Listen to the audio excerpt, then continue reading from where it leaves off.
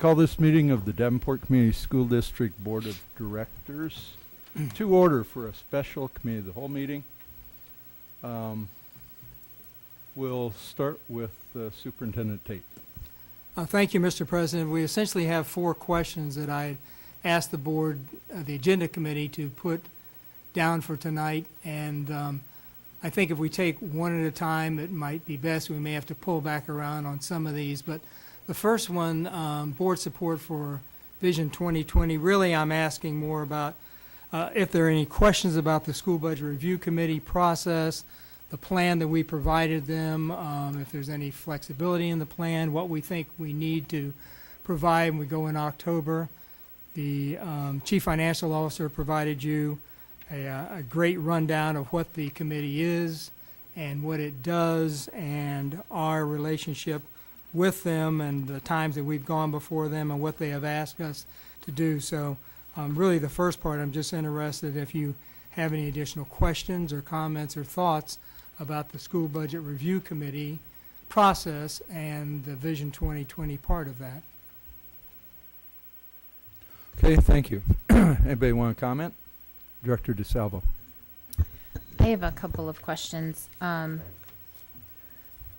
Can you explain the request for the modified supplemental amount for the 2016-17 school year in the amount of $4,056,342? What does that mean? The amended or modified supplemental. That is the amount of negative unspent balance we had at the end of the 2016-17 school year.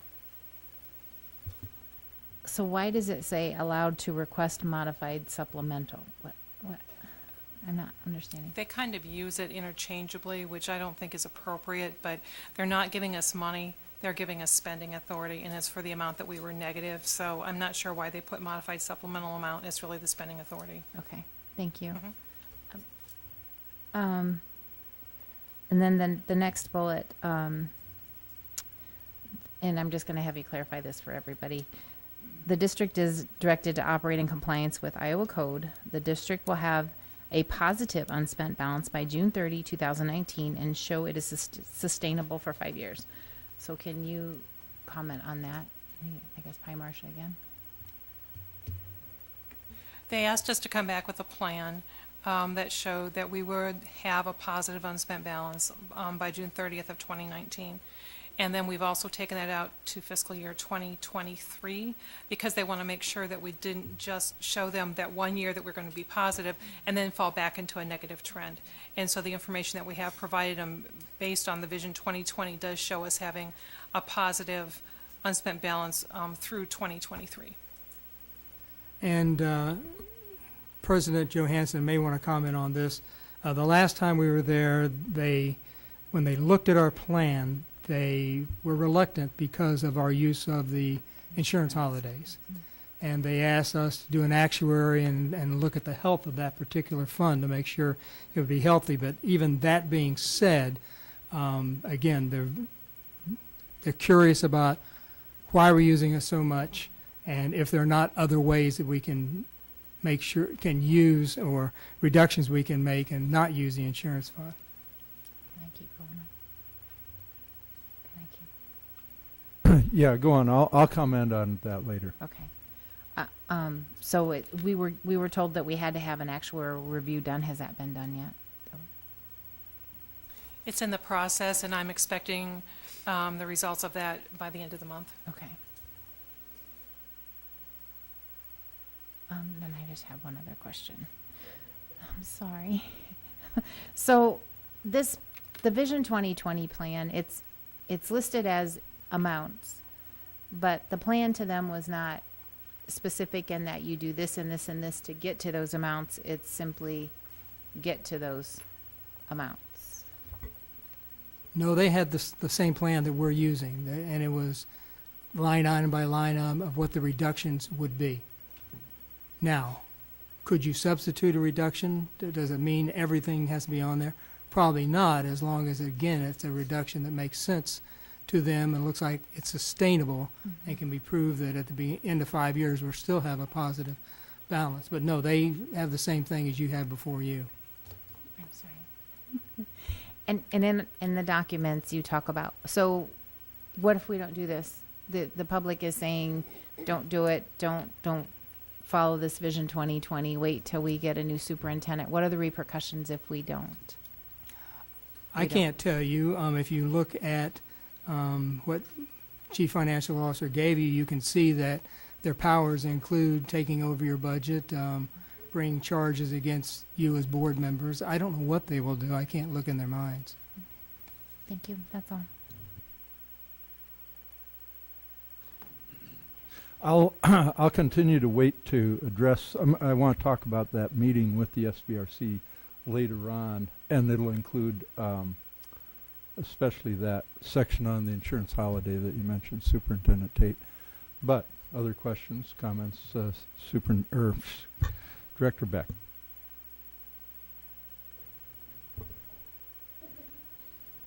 Okay, Director Hayes. Thank you. With the bullet point here, established biennial and special education weighting plan, could you explain that to me?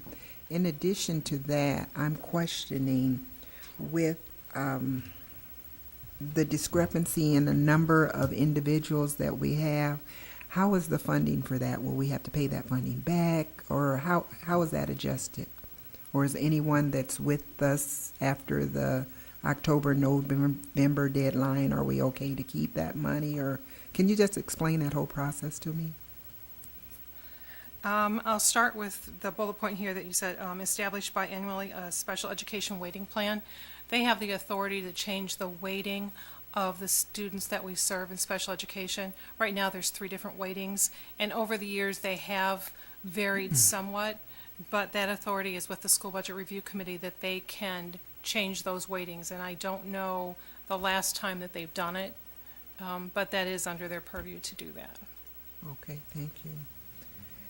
And I don't know if you can answer this one also, but with the additional funding that we had asked for a few months ago, with everything that's going on with us now, how does that play out? Will we get it? Will we not get it? How does that work? What additional funding? Well, for the overage that we approved for Patty to go in and send in some extra monies for additional programs that we weren't funded for initially. Are you talking about the special ed deficit that we have? Yes. At the end of the year, when we file our annual report with the state, if you end up with a deficit, before actually you can even file the report, they ask you if you will be going to the School Budget Review Committee to ask for the spending authority. Again, it's not cash, it's the spending authority. And so every year that we've gone negative, we have gone and asked for the spending authority.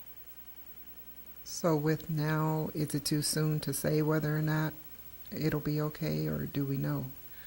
They've already approved the request that we had from last year. That was approved, I believe, in December. We filed a report in September, and I believe it was approved in December. Okay, thank you.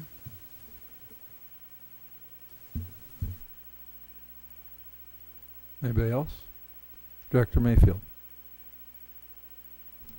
I understand the deficits with special ed, but will we be required to pay any money back? Because for one reason, like the IEDs, what's going to have to be done all over again? Where will those monies come from? I assume it's not built into the budget that we'll be able to do that many again without some cost, and then where does it come from? I'm not sure. Please ask that again. We have to reevaluate students. And when we do that, where does that cost come from? For special education. Yes. Yeah. Yes, that'll be a special education budget. And in fact, if it costs more, which it probably will, then we will go in, if we overspend, as we have each year, and ask for the spending authority for it. So after the fact, because we're going to start that process, I assume. Absolutely. Okay.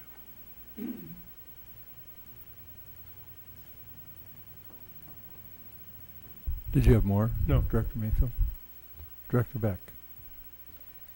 I have two questions. One's a follow-up to that. So I'm starting to get the picture that maybe the school budget review committee treats special education separately from the standard budget. So whatever issues we're having with audits and things like that for special ed are not going to aren't factoring into their decisions here. Is that correct? Or they're not supposed to? I would say they should not, and yes, they're handled separately, as are our English language learners also. And if, in fact, we keep students, we give more services, we can go in at the end of the year and ask for those back. So it's really three separate issues. Okay. And then I guess my other question, so back to that modified supplemental amount, that's spending authority that we have requested. If we are granted that, when would we, I mean, why would or would they not grant that, basically? Like, what? That's a good question. They could say no, because maybe they didn't accept our plan again. Maybe the progress that we're going to report to them in October, they don't feel is substantial enough. So they could put us off again and hold that and say that we're not going to give it to you. On the other hand, they could approve our request for that, and then my understanding is that we would get it the effective date of when the approval came through.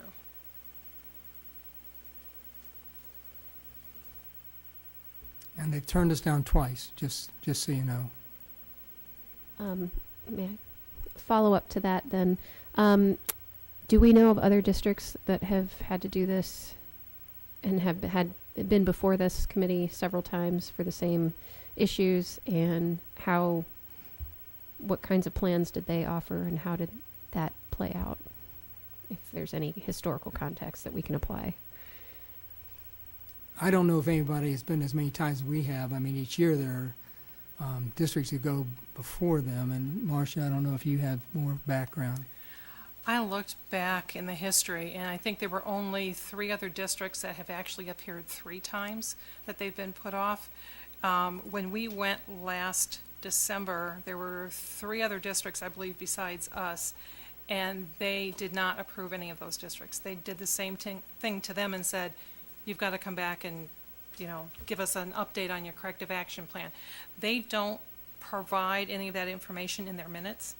So I went back to see if I could see what their corrective action plan was, and that's not there. I would have to contact the districts to see what it is that they'd had to do. Excuse me, Director DeSalvo. I want to weigh in on this issue before we continue, because this whole issue affects me right in the gut. And I do know the answer to the question that you asked. And it's horrific. And I'll just leave it at that. Maybe after the meeting I'll explain a little bit more. There are some places that you could look for some of that information. But this is not, it's not a good place to be. And I'll talk about that in a few minutes, about the SBRC. Director DeSalvo. When you took the Vision 2020 plan to them, which school closing was on that plan? I don't know if it had a name at the time. Marcia, do you remember? No, it did not. Okay. Do we have a copy of that? Because I'm looking on the district site and I see this, but that's not what you took, because that has a specific. No. It's a special separate document, and certainly we do have copies of it. In Okay. fact, we brought it to you, and I'm sure you don't remember it because it's a very detailed document, but Okay. certainly we can get you copies of it. But there wasn't a specific school on the plan. No, I didn't recollect there was, but I wanted to really make sure. Okay. Thank you. Anything else? I do have a few comments, and I do want to emphasize that in the question, Superintendent Tate does say, does the board support Vision 2020 as a platform for a response to the SBRC appearance in October? And somehow I'd like there to be at least a weigh-in of some sort by board members, because this is a really critical issue. And I don't know if I can overemphasize what I believe the importance of this is.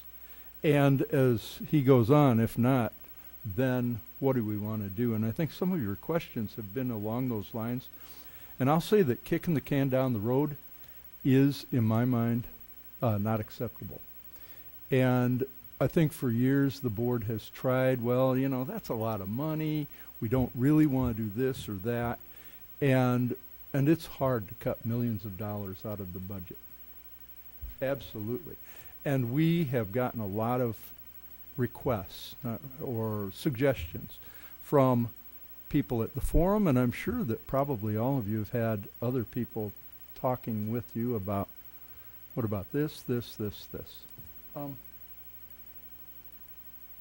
want to go to the insurance holiday because it was brought up. So I've been to 2 of the last 3 SBRC meetings. And one of them, I think, the superintendent and Marcia, I think you did it by phone in that second meeting. The first one was whenever, and then we had the most recent one in December, January, whenever it was.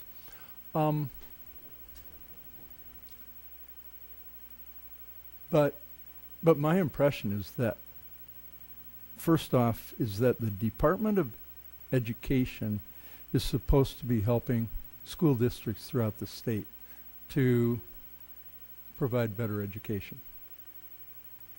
That's what I think they're supposed to do. Can't tell from all of your faces there.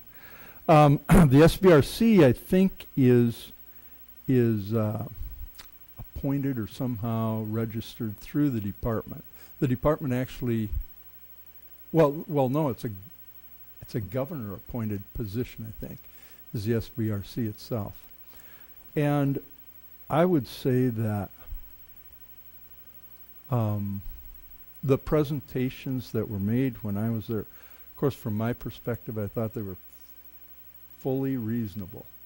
But when you're at one of these meetings, and the first one I thought was probably a little bit more intense actually than the second one, where there are 40 people sitting around the room looking at you and saying, hey, Mr. Board Guy, do you understand what the ramifications are of this? I mean, it's like that. And you have to look out for this and this and this. And in this last meeting, there was one committee member who focused really on this insurance holiday, which we have used several times. And that's when they said, basically, that's unacceptable. And that committee member came back to it probably 5, 6, 7 times. Nope, I don't see how you can possibly count on that. And so pretty much you can't do it. And it's a sway, just like on any committee or board. How are they going to vote? They could have accepted the request that we made, but they didn't. I believe strongly that we have to provide something to the SBRC that they are going to hopefully accept or help us figure out another way. But some of these ramifications that you asked about, Director Beck, are true and real and have occurred in the past.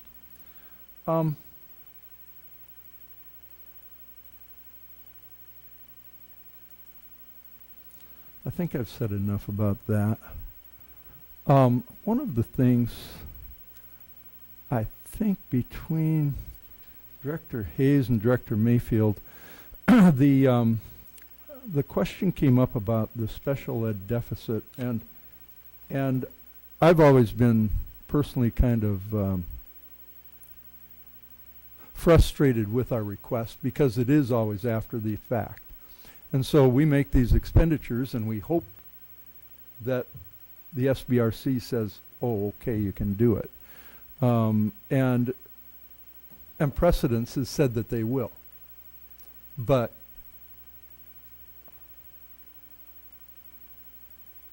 I don't have the same confidence in precedents that maybe that we should. I'll just leave it at that. It's just really, it's an odd way to do business, I think, and to count on, because it is the SBRC that makes that decision, right? And so I guess we have to have hope, if not confidence, that they will approve our request for the special ed deficit, which I think happens every year. The special ed and the ELL. I don't remember if there's a third one, but at least those two I think happen every year. I think I'll leave it at that, but I really would like board members to weigh in to give the superintendent and Marcia and our administration an idea of where we are as a board. We are not going to take a vote, but do we support this 2020? Because that's been brought up also in the forums and in other locations. And if we do not support it, then I would say that we've got to figure out another approach. This is something the administration is offering, and it does include, and we're going to talk about later, the possibility of closing a school, and what do we think about that? But do you want to accept it? Do you support it? Do you want to change it? Director Beck. I have a couple comments. Number one, I have a few questions about details that I'd like answered before I make that ultimate decision, I guess. And then the other thing is I would like to sort of finish our discussion and then circle back to that, because I feel like sort of some of the things that we discussed tonight may help guide us. I mean, I guess I'm not trying to say I'm opposed to it or completely wholeheartedly in support of it yet, because I don't feel like I have enough information on the details worked out. And I am assuming part of the reason we're here tonight is to discuss some of these details, and that perhaps that might make it easier for us to make a decision and to say, well, we're leaning towards supporting or leaning away from supporting. Does that make sense? It might, except for a couple of things. One is that we already voted on it. Yes. And so it is a kind of a done deal. And the other part is that when we, if we go back, we can go ahead and rescind our vote. Okay, that has been done before. And we can say, no, we just don't support it. But to get into the details, we've really, this is going beyond where the administration and where even the superintendent has to. We basically supported also when we approved the budget, when we approved the taxes, that supports and is supported by the Vision 2020. We do not have the authority to, we're going to talk about these things, but I think that if we're going to talk about them with the sense of we want all that detail, because that's not the way these budgets are set up. The budget is set up by the superintendent. We don't approve all the little details. Okay, it's a different way of looking at it, but that is not our purview. That's why we hire the superintendent to do that. So I don't agree that we can pick this apart and say we want this, we don't want that. And I think that's what, I don't know if that's what you're asking, but you're asking for details of something that we've already voted on, which is a conundrum to me. Can I clarify? So I'm not talking about nitpicking every little penny and dime, but I just want to know that, for example, moving to K-6 in the elementary schools, we know what a 6th grade student's day is going to be like. Somebody has thought about that already, and that it's not, we're not just saying we're going to do it and somebody hasn't already thought about how the curriculum is going to transition, or that, I realize we have some small amount of flexibility, right? We've been presented with 4 different options right now.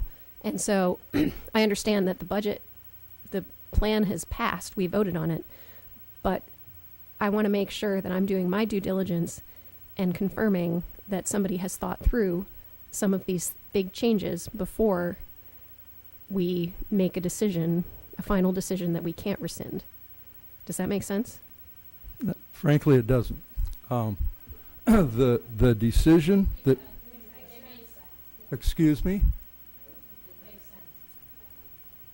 This is a board meeting, excuse me, and the board is trying to make some decisions on this. So what you're asking for, if the board wants to support that, then I guess the board would have to do something different, because that was not the intent of tonight's meeting, is to get into that kind of detail. And if that's what you believe is necessary in order to support the decision that you've made, then that's that. And I would then pose it as a suggestion to the rest of the board that maybe we put off or somehow, maybe even that we suggest rescinding the 2020 vote at the next regular meeting until we can get all this information. I'm not sure all what information you need, and it's very, very difficult, I think, and I suspect that. But anyway, I'd like you to suggest a little bit more than that so you can gain some support from the board if that's what you're looking for. One of the things we were asked to do tonight is ask for additional information required, correct? So I guess I want to know what additional information other people think is necessary, and other people on the board. And I want to know that somebody has thought about these details. I don't need to know what the details are. I don't need to know what a sixth grader's day is going to look like or what the sports teams are going to look like. I want to know that somebody has thought about that and has planned the details somewhere. I don't need to know what they are. I'm not asking for them. I just want to know that somebody has thought about this. There are a lot of dominoes that are going to fall no matter what decision we make. We need to make sure that we have checked on all those dominoes and we're not going to have any unintended consequences. I won't debate it any further right now. Is there do you have additional comments? No, not right now. Anybody else? Director Potts. I was listening to the conversation, and I think the information I think that Director Beck would be asking about, or one you know about, would come up as we then move to the next step, where we would then be discussing whether we were closing a school or not, and what school, and then depending on that decision, what proceeds from there. Yeah, I don't think she intended to have that conversation here. I think that the conversation and those questions will naturally come up when we get to that point on our timeline where that decision needs to be made, and prior to making that decision, those questions need to be answered. But I look at the 2020 plan as simply it's a blueprint for how we get to where we have to go, because the state has got a gun right here, and either we will control our own future, our own destiny, our own structure, our own spending, or somebody in Des Moines may show up someday on our doorstep and say, here's what we're doing, guys. Zoom, zoom, zoom, zoom. And I prefer to be the decider as opposed to the victim. So I take it from your comments that you do support not only the vote, but you support the plan in general that's been proposed. Okay, great. Anybody else want to weigh in? Director Hayes.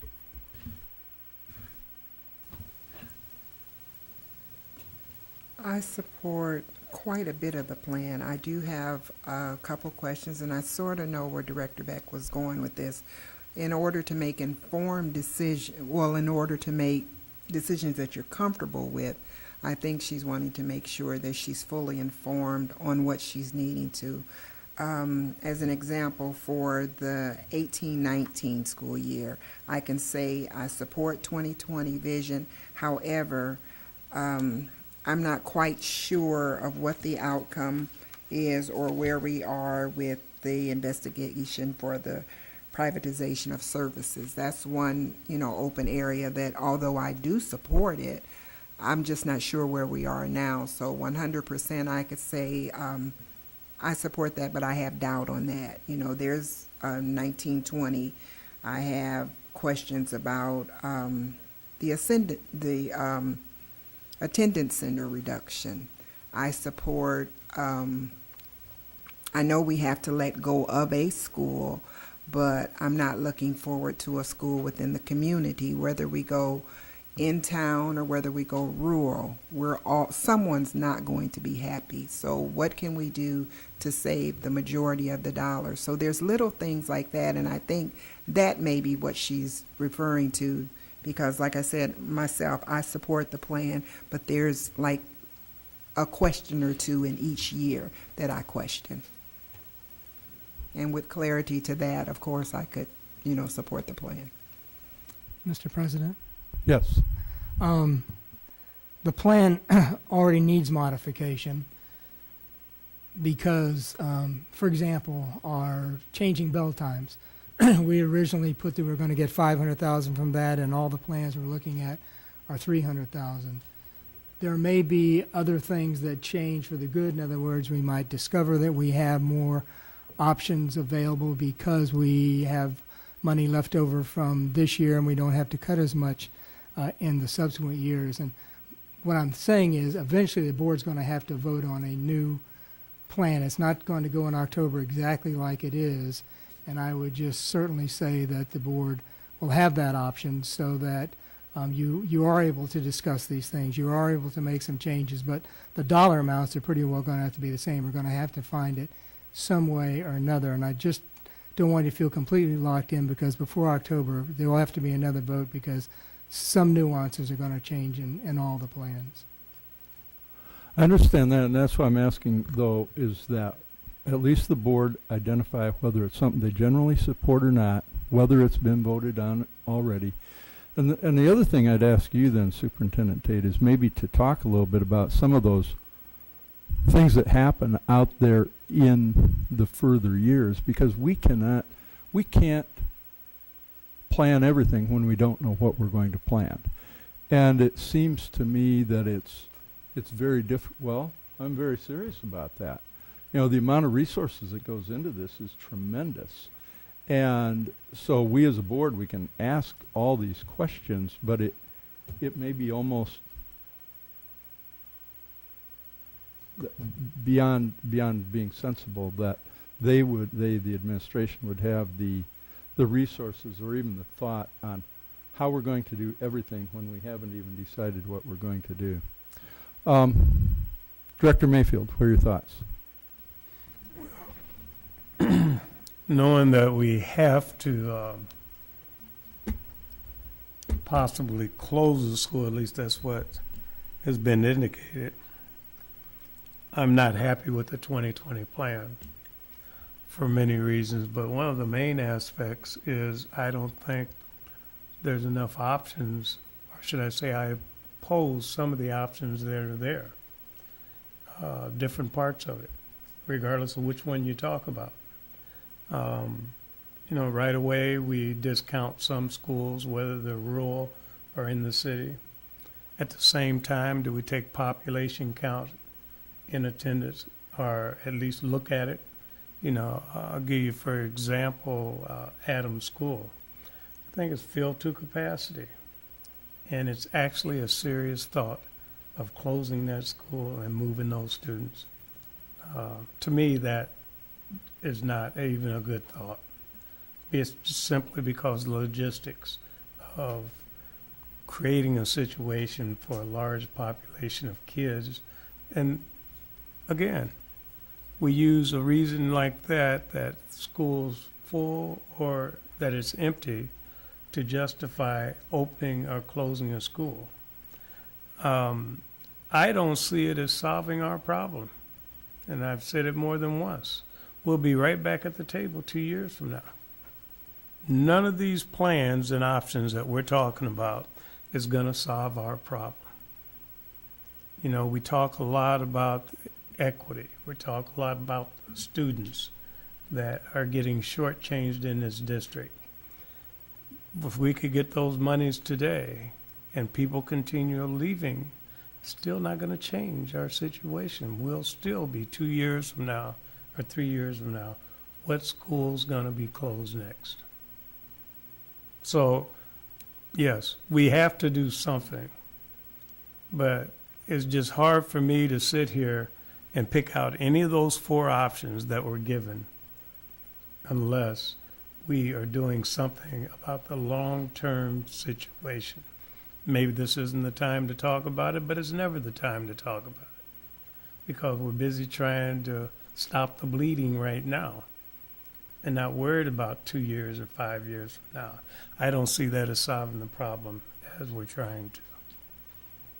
So that's what I think about the 2020 plan. Okay. Will I vote for something?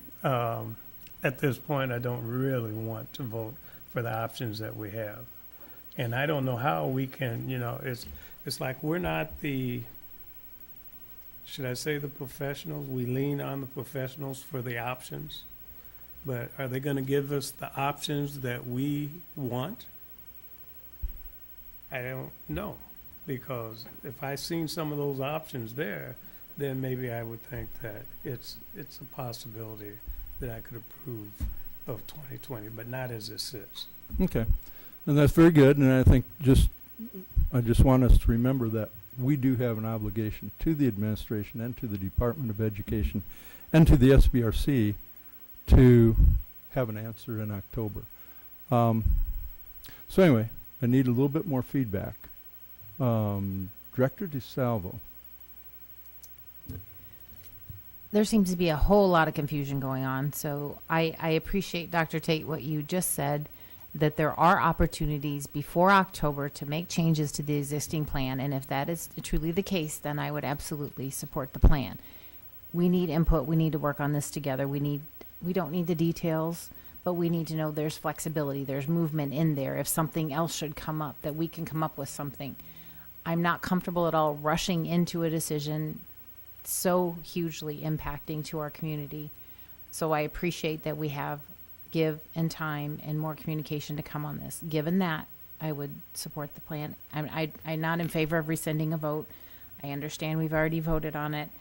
I think the confusion is that the question we were asked, do we support the Vision 2020 as a platform, to your response to the SBRC in October? I feel like we were being asked if we could say yes or no, and we're not there. I think we have to support it.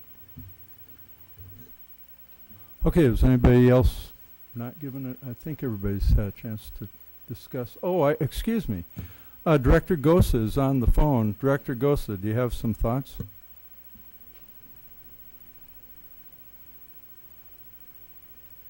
Yeah.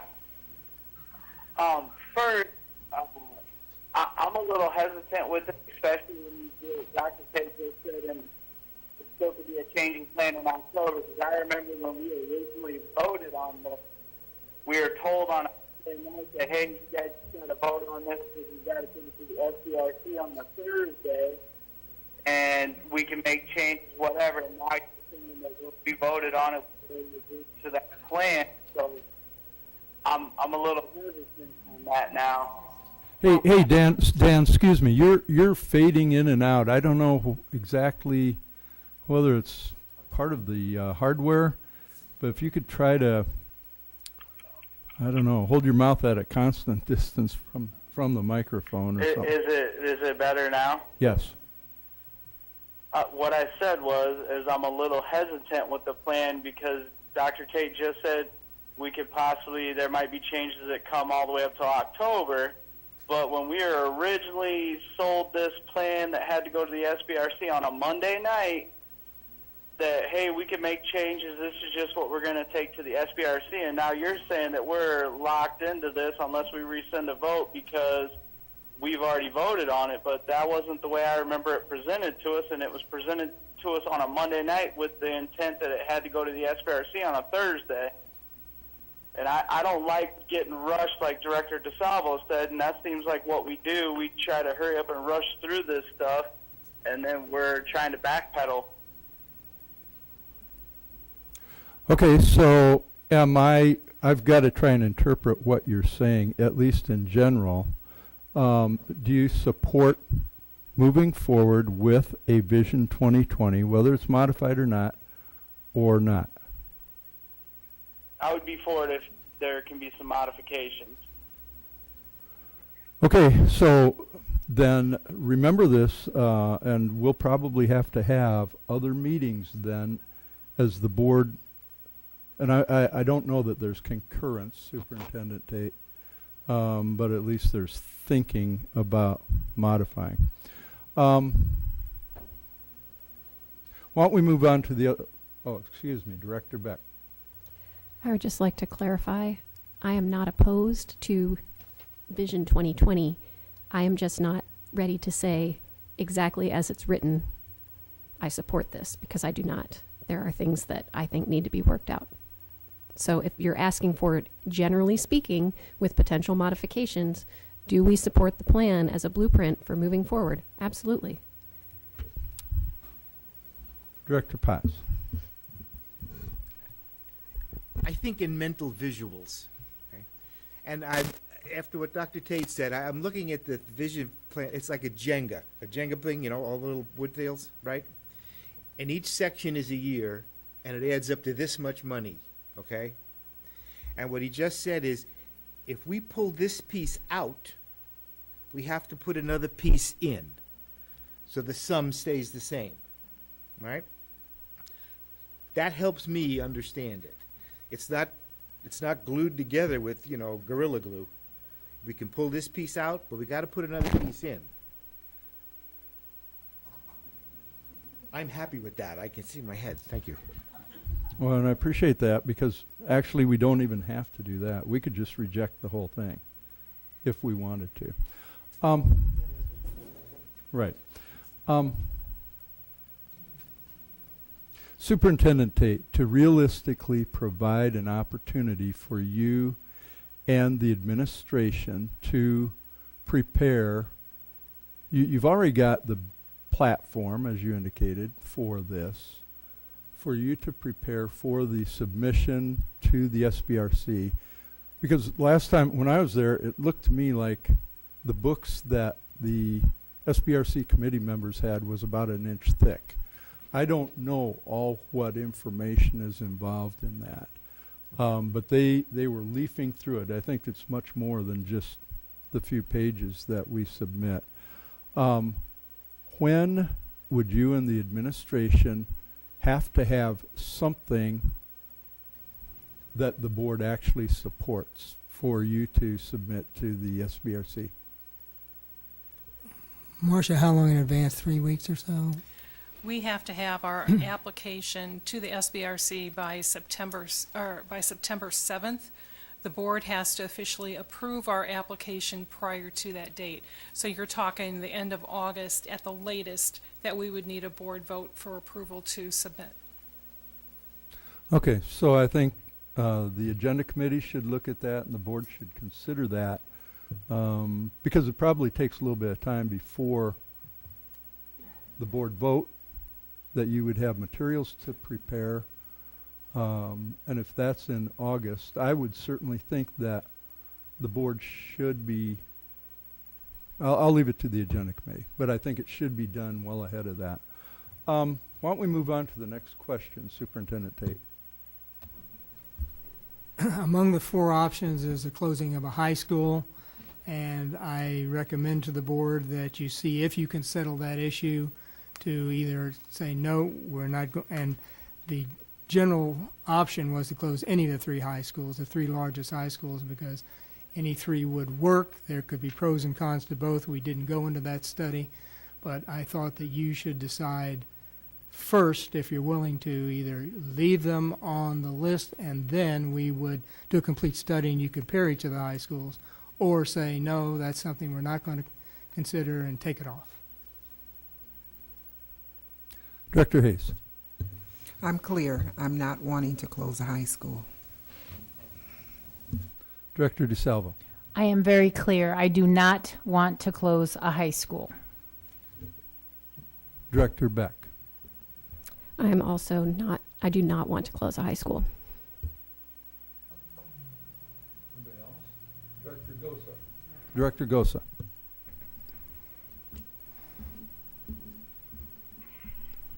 I do not want to close a high school. Anybody else? Director Potts. I'd be willing to close the high school. Director Mayfield. You know, we all say that, I shouldn't say we all, Mr. Potts just said he's one that does not, that would. But we need to keep this in mind, we that say we do not want to close a high school. And I don't want to close a high school. But high schools are undermined by the schools that we close that feed into them.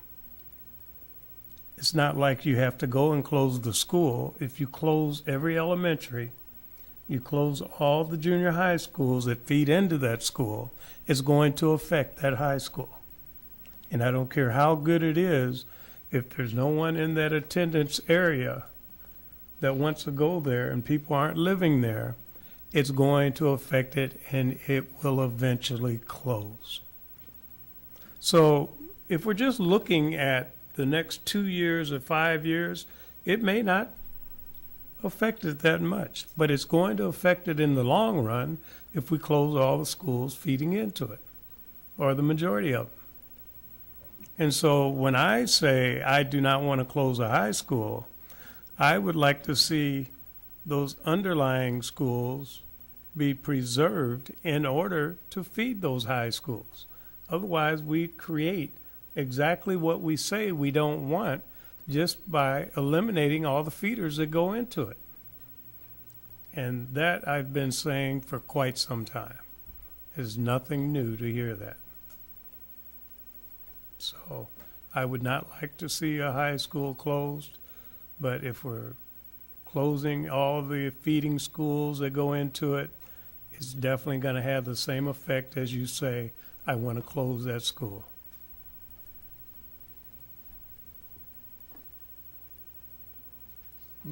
Director Potts. I just don't think we can take it off the table. It's the biggest savings that's that's potential savings. We'd redistribute students. We have a lot of seats in the elementary that if we restructured as the proposal called for, the sixth graders, we'd go to K-6 elementary schools. We wouldn't have to close any elementary schools. We'd preserve the elementary neighborhoods and the neighborhood schools that are there. We'd redistribute ninth graders to the intermediates. We'd keep our intermediates populated and we'd keep them open in their neighborhoods. It may have the positive impact of reducing the transition from 8 to 9 going to high school to make it 9 to 10. I don't know. And it may improve our teams, which has been a goal, I think, of large numbers of our community. It's not a popular thing. I don't expect to get a lot of good mail tomorrow. But it's worth looking at, my opinion. Director Beck. I can appreciate what you said, Director Potts. But I think given the fact that we have set up our high schools as a district of distinction, it would involve a lot more. We'd essentially be changing the entire philosophy of the district if we were to close one of those 3 high schools at this point. But I think Director Mayfield also has a very good point. If you close the elementary schools, eventually the schools they feed into are going to run into trouble as well. So. Anything else? I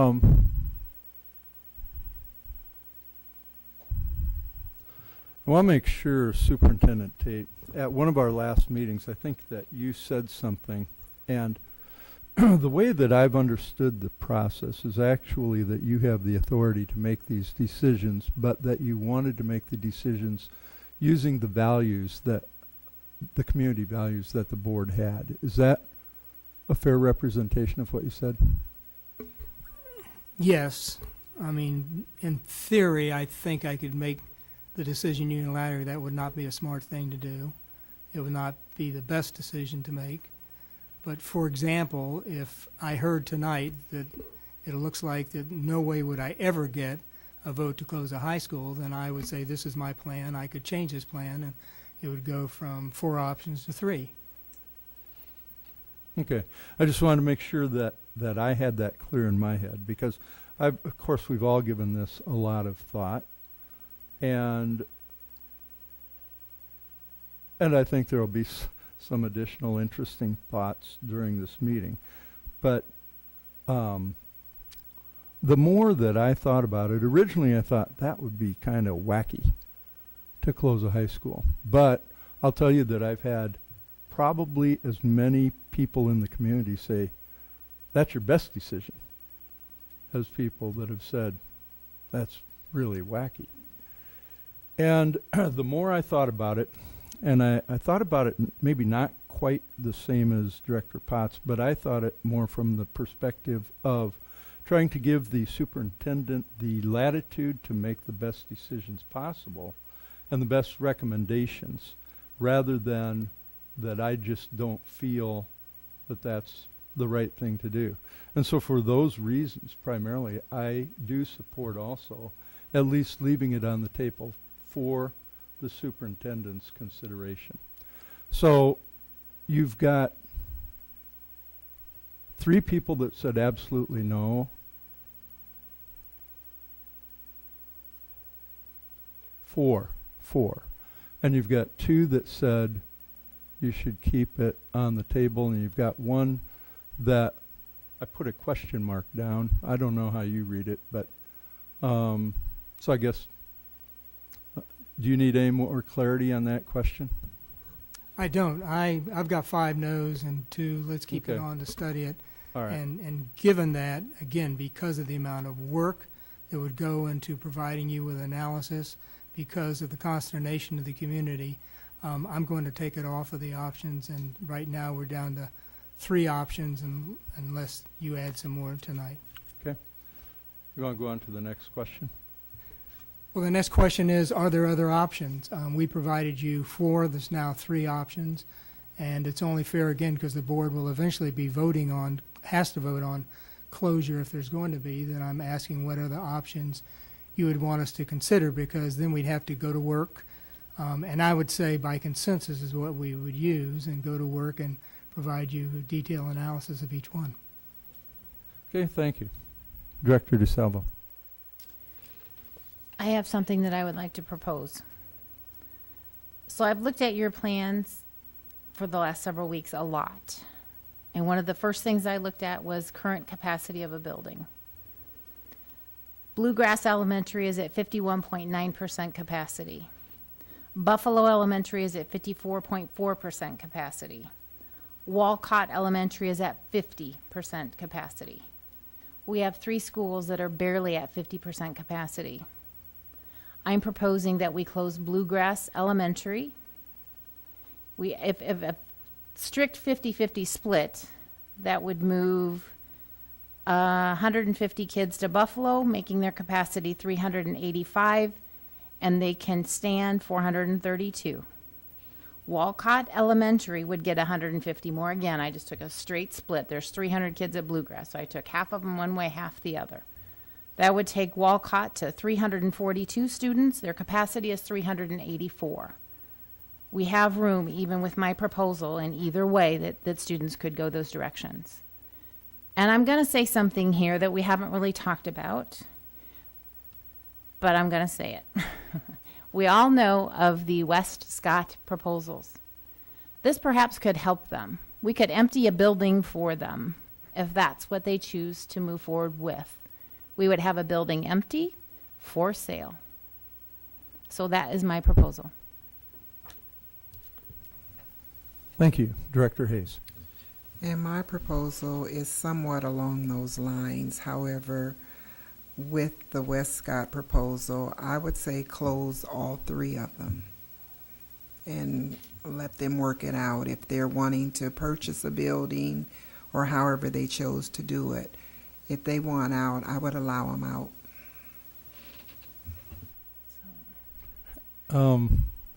Director Beck. It's interesting that Director DeSalvo mentioned that, because that was going to be my request as well, that we look at one of those options, look at closing and consolidating the Buffalo Bluegrass area as well, because I understand Dr. Tate's hesitation to do that. But given the geographic proximity and the fact that there seems to be, I know every few years this Westcott proposal bubbles up, so it may not actually have any traction. It comes up every once in a while and doesn't seem to go anywhere. But if it does, I think that would be fine too. So I would like to see that option worked out. Thank you. Anybody else? Director Gosa.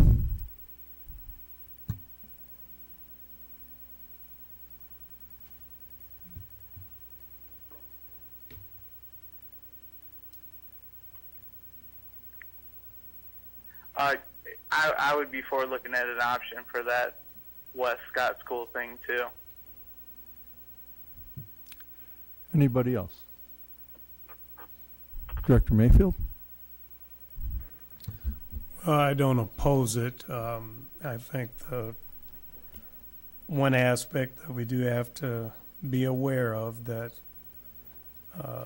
those schools are definitely not only a part of the system that we have, but the income that you would be losing because of it. But you have a part of our community that has indicated in the past they would like to be on their own or different from this school system. So it might be helping both at the same time if that came about. It's not something that I myself would push for, but again, I think they may feel, that live in that community, that that's an option they would like to have. I think it would still have an impact on us financially. As we know, we're having issues with people leaving the district. Now, you're talking possibly 600 kids. That would be, well, 300. yeah, basically, if all those schools out there leave, what difference does that make to our school system? So we'd be solving it on one side, but down the road again, what will it do for us? Okay, thank you. Director Potts. I got to think about it. Okay. Director Beck. I was just going to say that's something else that I have thought about as well, that I want to explore this option, but I don't know, given the fact that if we were to lose, if they did decide to leave the district, we would lose all that money that comes with those students. And it could, I don't know whether that would hurt us in the long run or help us in the long run. And so I think it'd be important to think about that as well. But I think it's an option worth exploring at this point. Like you, I'm not pushing for it necessarily, but I think it's worth exploring. Director Mayfield. I think too, you got to keep in mind that's something that we're talking about, but it has been talked about for years. I mean, is it just a thought? Is it just a dream of some folks that would like to see that happen? But it takes a lot of work to create a school system and then have the income to support it and to start from nothing to something. Unless we're going to be generous and give them a start. But I'm trying to be funny, but my point is that it's been talked about for many years, and nothing officially has ever been investigated are talked about that I know. I could be wrong. I'm not an administrator, so maybe they've been talking to them over the years. But you've been around a while. Has it ever made it to the table as a serious offer? So it's a good thought, though. Director Potts. There's an irony here that we talked about, we've all brought up our declining enrollment problem. And we listened to people at the first forum we had talking about how we need to get together with the board of the Chamber of Commerce and there's a declining enrollment problem. And then we're sitting and saying, well, we could help out those people out there in the rural areas. Let them have their own school. And kiss goodbye to 1,100 people. It's kind of ironic. I don't know. There's an irony there that's the exact opposite of what would solve our problem, I think. Director Hayes. I clearly understand what you're saying. However, there's some disconnect. If there's a need to get over 500 signatures on a petition, that's almost clearly stating that some of them are not wanting to be with the district anyway. And I'm kind of in the position where you said a little bit ago, I would just assume allow them to be let go than to have them just suddenly be taken away. So it's kind of like a pre-planning. Because if they want to go at some point and it's approved, it will happen and we won't have time to discuss it. Director DeSalvo. I'm looking at it from the fact of we have buildings that are half full. So will we lose the students? I hate to lose even one student, absolutely. However, I was talking one school in my proposal, but my thought was, with that goes the expenses. So if you're operating at half capacity, you're spending a lot of money for half full. And I'm looking at the numbers there, and that's strictly what I looked at.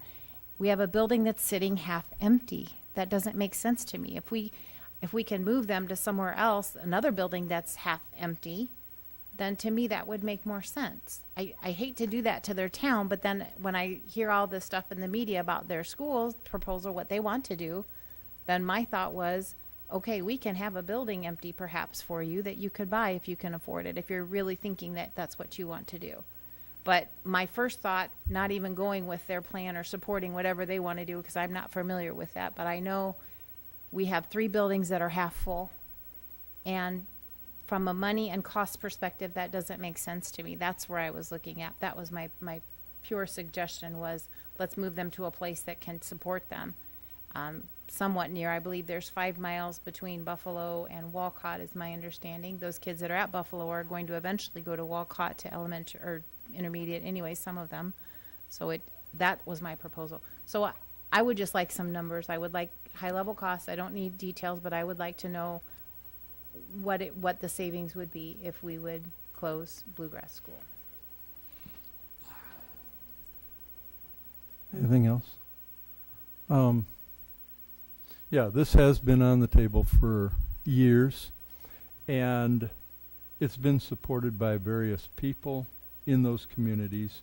I don't sense that this is overwhelming. I live north of Buffalo and east of Bluegrass, and most of the people that talk to me do not support what's going on with the West Scott proposal. And so I think we need to be really careful of just saying, since the media has presented it and since there are some petitions, therefore it's going to happen.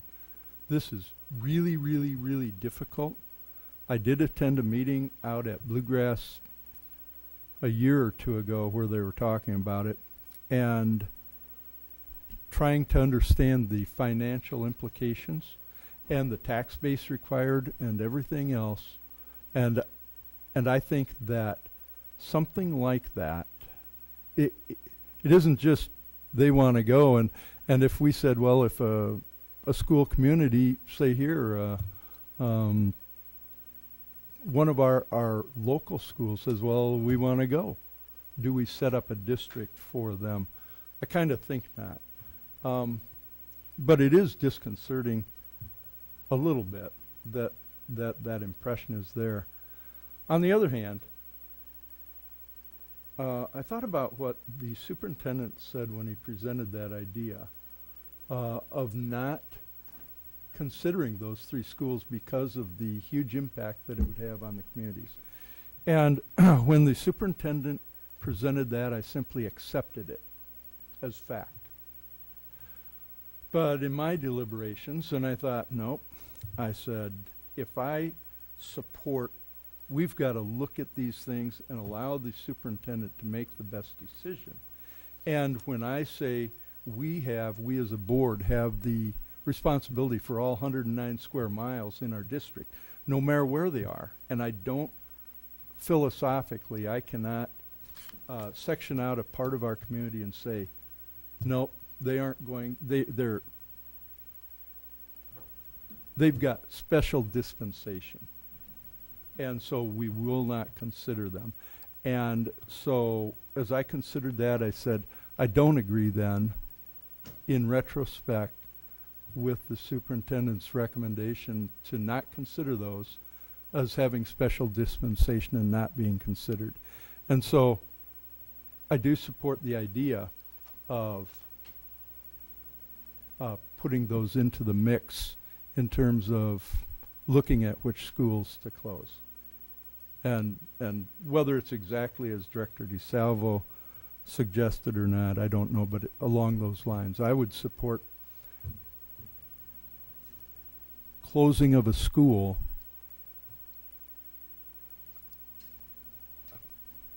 I'll just put a period at the end of that. Is there any other discussion? Superintendent. Tate. I have heard for several years about the idea of Buffalo, Bluegrass, and Walcott being their own district, but we've never had an approach. Marcia and I talk about it often. How the hell do you do that? Where do you get the money? How do you buy the buildings? How can you run your own district? They may have an idea. They may have looked at I just don't know how that works. I assume that would take years to do. Let's not count that as part of our reduction. It might spur them on to action if you're even thinking about it, but let's not consider that as a possible reduction because it could cost us more if it happened. I don't know the answer to that. And I'm hearing a consensus that we ought to look at those three schools and come up with an idea of how to close one of them. I'd like to keep that flexibility because there's a lot of other things to consider as we look at them, and we certainly will add that as an option. And I want to be clear. I think that's what the board said is that there's a consensus that at least that be considered as an option along with the other three that are there. It's not in addition to closing a different school, right? I mean, I want to be really clear on that. It's not that we should just close a school out there, but that would be another consideration. That's what I heard. We're now back to 4 options at this right. time. Yes. Okay, thank you. Just wanted to clarify it. Director Beck. I just wanted to follow up and say when I thought of this, it was purely from a numbers and capacity standpoint. It had nothing to do with what I've heard in the media. So I just wanted to clarify that. I think it's an option we should look at from a numbers perspective. So.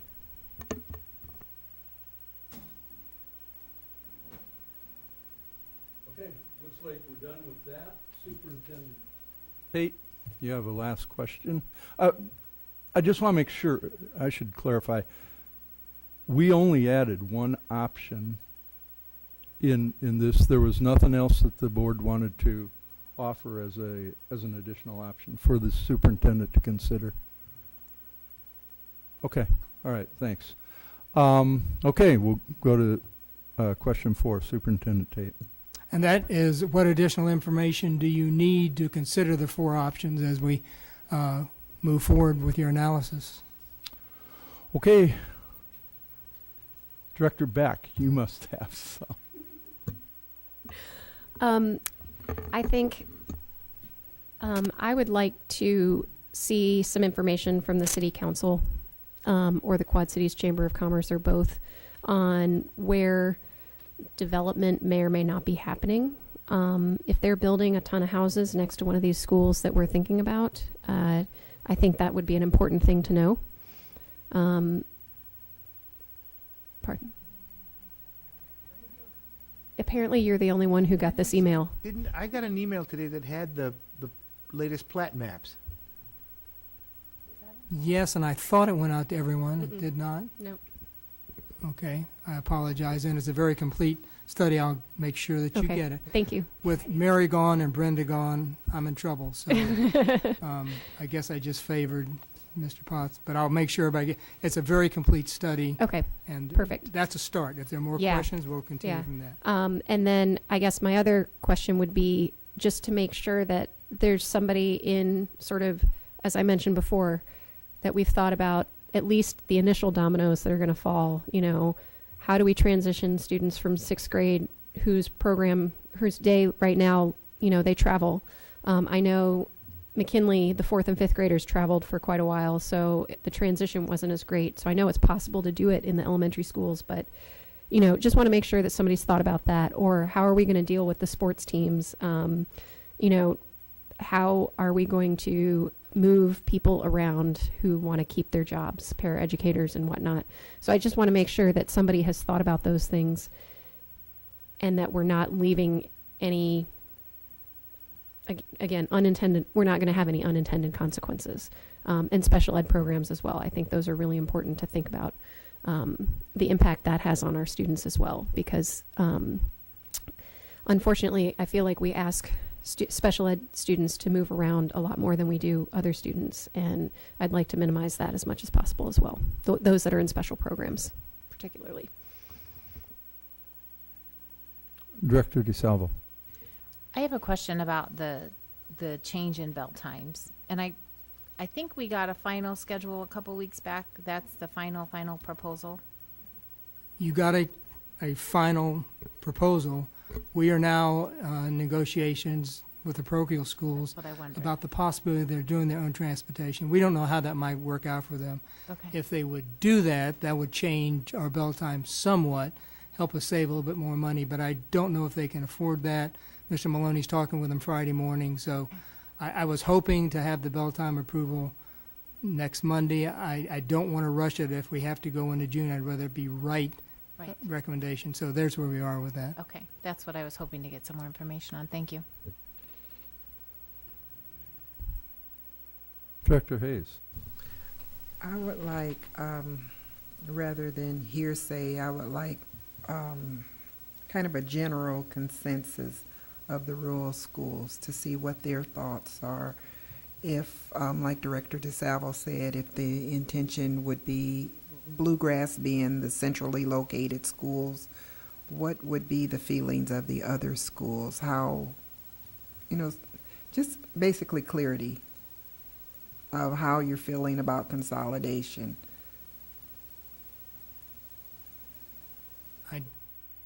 How to do that. Well, You're going to hear, Well, you'll know in the morning. yeah, we'll talk about it, but Yeah, I kinda think you're going to wanted get it. a lot of, and I don't know quite how to get an opinion that's not just, you know, most people, if they're mad, they're going to send an email. If they're not, they're Right. not going to hear. So I'm not sure how to do that, Okay. unless somebody else has another suggestion. Okay, well, that, and I'm interested in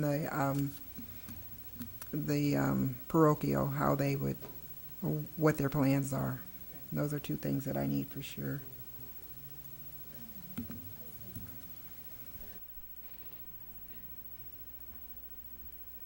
Any other information that we need? Director Mayfield. On one of the plans about closing SMART, closing SMART, transferring those 7th and 8th grade students to one of the other junior highs, moving the Monroe students to SMART.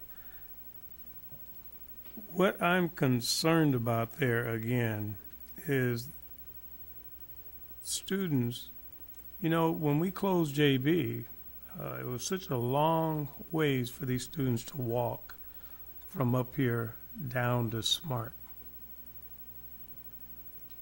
Now, the fact we know that if you close Smart, they would have to make some other arrangements for them, whether that be bus them someplace or they walk somewhere. But as the rules stand now, it would be outside the attendance area of the walking length to a junior high school. So that concerns me again, because we're affecting the students. I really believe everyone needs that opportunity for education, but it's hard for those that need it the most to get it, because those are the ones that usually get affected the most. So many of the people that live around Smart, the people that live up in this area, they again would be put on a bus. They would have to, in some way, be put at a discomfort to get to school, which is not very encouraging. But something else that we're doing that concerns me is the sports. If we have only one feeder, and we're talking about a school that is already filled to capacity, I'm talking about Sudlow, because we're talking about taking a lot of these kids that live in this area and going to Sudlow, then we're creating that inequity again, simply because of so many kids that would be there, but how they are to get there. And again, it puts them on the bus. Now, some may choose to go to Williams, as they do now, or to go to Wood. But we are profoundly affecting those that do not have the means to get out to these areas, to these other schools. And it always seems that they are the ones that are affected the most when we're closing a school. So to me, this city was laid out with the schools to create those neighborhood schools. That's why there were schools down in that area of town. That's why JB was placed here. That's why Sudlow was placed there. I understand we don't have the number of students, but we keep impacting the same group in the same neighborhoods repeatedly. And that, to me, is not called equity for our students if we want to treat them all with the same regard. They should not take that on their backs totally as it has been in the past. So I'm hoping that when you talk about closing Smart, you realize you are affecting those same people again, whether they end up having to go out to our other schools or to Smart sports. That's going to create more of a problem, because for quite some time we've always had two schools feeding into each high school at least, and some of them split. Well, you're really only going to have one, and half of this school here, Sudlow, is going to be feeding possibly to Central, the other half to North. And that, again, puts one of our high schools at in an unfair advantage that we don't have the students feeding into there. I'm not sure, which additional information do you want that helps you to make that decision? I would like to see where these kids are going to be attending. Okay. I mean, if you're, and not that I agree with it, I don't think I could vote for closing Smart. But if you did, where are those kids going to be distributed at? Would you like that for all the closings, so we could be fair? Sure, Okay. that would work. I'm more concerned because we've closed so many schools south of Locust. Not that I'm not concerned about other schools, but it's having more of a devastating effect because the other schools we're not closing in an area, but we are closing them in an area down here. Okay. Was there anything else, Director So Mayfield? that'd be it. I've lost track of who's been speaking on this question. I apologize. Director DeSalvo? I have a question, and I think I may have answered it, but I want to clarify. It's not necessarily information provided, but at the forum, the handout that we were provided, the budget outline for fiscal year 18-19, there was a discrepancy between the savings at the top and at the column. And I wrote that the savings at the top was supposed to be changed to 8.7. But what we got today has our savings for 18-19 at the 9 million. I'm thinking it's the 9 million, but I wanted to clarify that. I'd have to go back. I mean, we had changed this just before we came to forum because Okay. there were some things that were more and some less, so. I'm just concerned if we gave that number to the state, that's the number. I'm looking for the number we've got to hit. What's our magic number where we've got to be at is, so if I could just get whatever that number is, that would help. Yep. Thank you. And our magic number was 9 million. That's what I was thinking. What we had listed on there was 8, the points, and we just have to, Okay, like I said, that it's going to keep changing. okay. Any other information? Dan, did we ask you on that? I'm good so far. Okay. Director Hayes? Also, one other thing that I wanted with the, if we did one of the local schools, what would be the impact? How will, as an example, not saying that SMART is on the list, but if SMART were used, some of the behavioral programs that are down there, would those programs be shifted to another school, or would they just be omitted, or how would some of those working programs continue?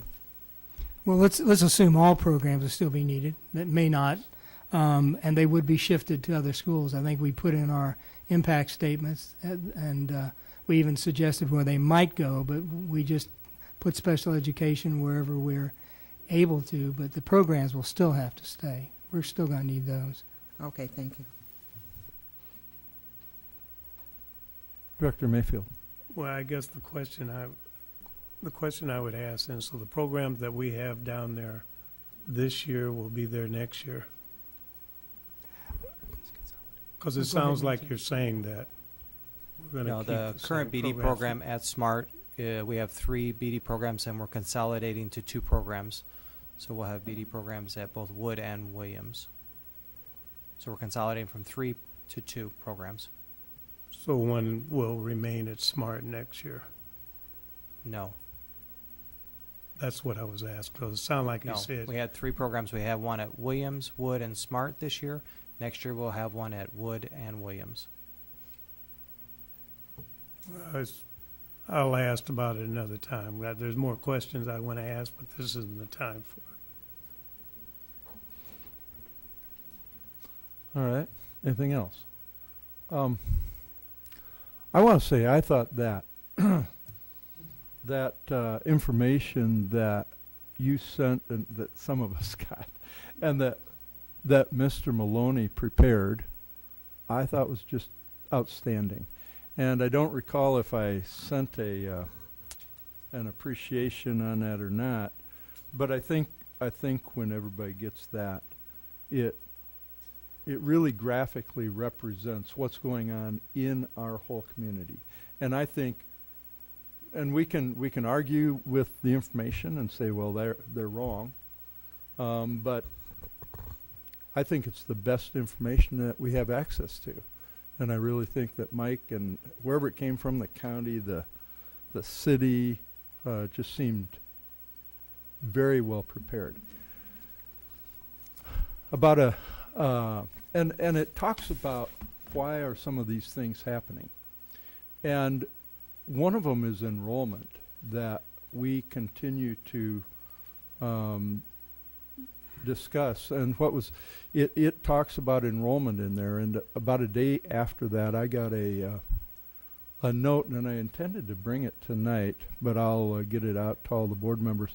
But it was talking about the birth rate in the United States and in Iowa. And it said something like we're at the lowest level ever.